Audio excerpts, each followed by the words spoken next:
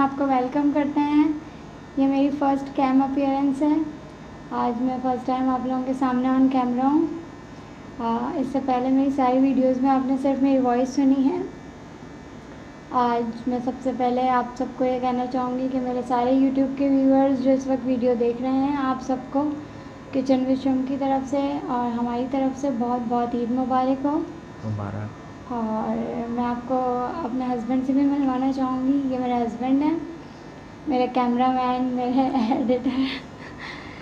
ये मेरे साथ बहुत हेल्प करते हैं मेरे इस चैनल पे।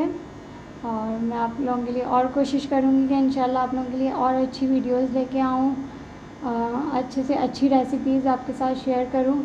आप लोग भी मुझे अपने व्यूज़ दें, अपने सजेशंस दें।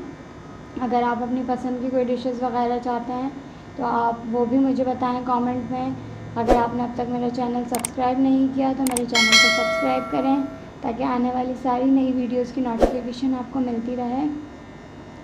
और अपना बहुत ख्याल रखिएगा। हम सब की तरफ से वंस अगेन ईद मुबारक। किचन विद शुम की तरफ से आप सबको दिली ईद मुबारक। अपना बहुत ख्याल रखिएगा। अल्लाह हाफिज़।